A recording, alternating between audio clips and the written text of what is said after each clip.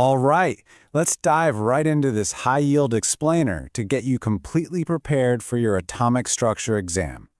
Seriously, if you've been staring at your chemistry textbook, just kind of wondering how on earth you're going to memorize all these intricate details about subatomic particles, wave functions, and quantum rules, well, take a breath, because you are in exactly the right place.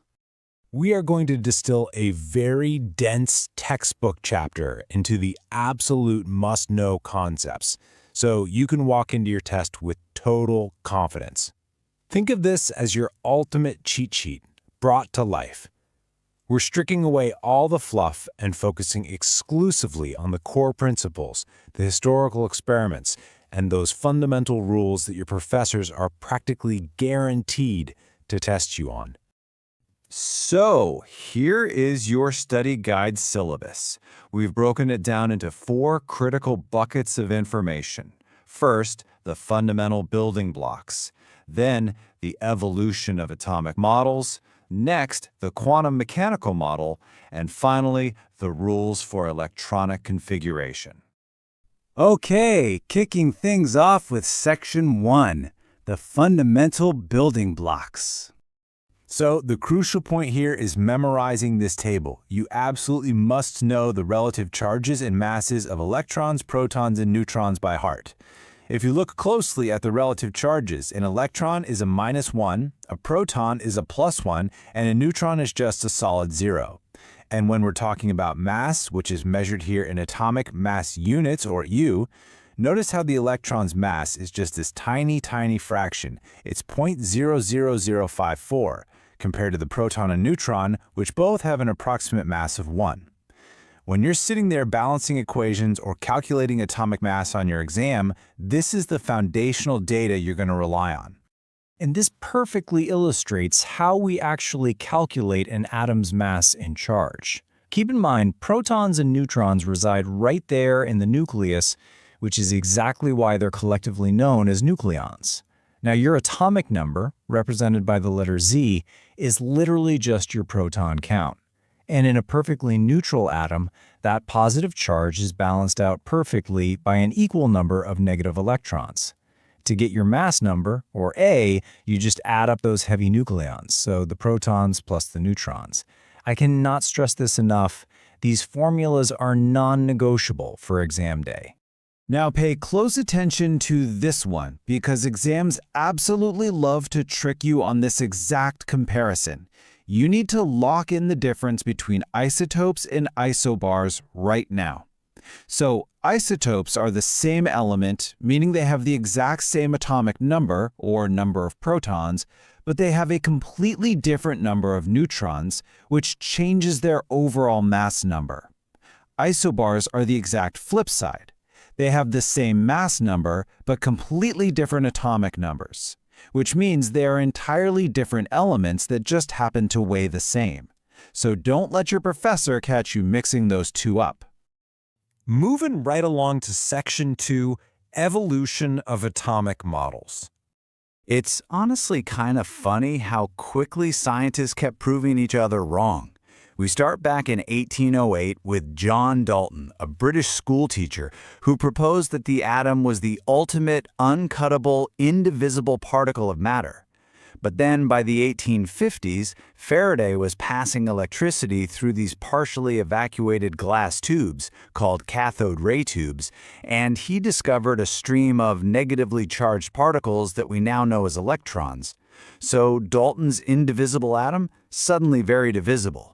Then, jumping to the early 1900s, Ernest Rutherford fired high-energy alpha particles at a microscopic sheet of gold foil. Most of them went straight through, but a tiny fraction actually deflected back, which proved that the positive charge wasn't just spread out everywhere, but was actually concentrated in a really dense central nucleus. All right, on to Section 3, the quantum mechanical model. You are almost certainly going to see this exact definition from Max Planck on your test, so definitely commit the word quantum to memory. Basically, Planck realized that energy isn't just this continuous flowing stream. Instead, atoms emit or absorb energy in discrete, specific chunks. A quantum is simply that smallest possible chunk of energy. Think of it like walking up a flight of stairs rather than walking up a smooth ramp. You can only be on one specific step or the next one up, but you literally can't stand anywhere in between.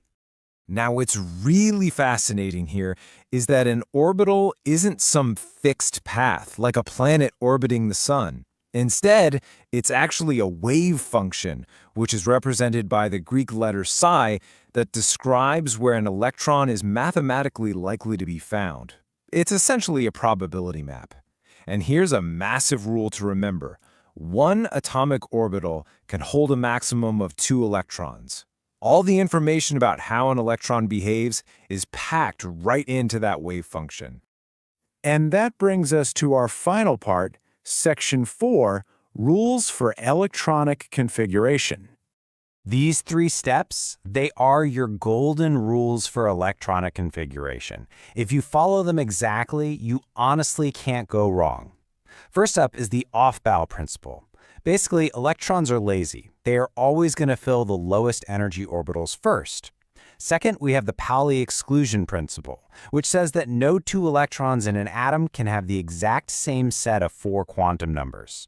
If 2 electrons are sharing an orbital, they absolutely must have opposite spins. And finally, Hund's rule of maximum multiplicity. This means when you have a subshell with multiple orbitals of the exact same energy, electrons are going to fill them singly first before they ever double up and pair off. But watch out. Test makers absolutely love to throw in rule breakers like chromium and copper. You might expect them to follow that standard filling order perfectly, but they just don't. What they do is actually borrow an electron from the s orbital and move it over to the d orbital. And why would they do that? Well, because the universe always favors stability. Achieving a completely half-filled or fully filled d subshell provides this massive boost in structural stability for the atom. So when you see atomic numbers 24 or 29 on the test, alarm bells should immediately ring in your head. To wrap up this explainer, let's look at Heisenberg's uncertainty principle. Because the universe actually dictates that the answer to this question is no. It leaves us in this beautifully mysterious world of pure probability. You literally cannot know both the exact position and the exact velocity of an electron simultaneously. The more accurately you measure one thing, the less you know about the other. And honestly, that is the true magic of atomic structure. So, you've now got the high-yield facts, the historical context, and those all-important quantum rules. Best of luck on your exam. You are absolutely going to crush it.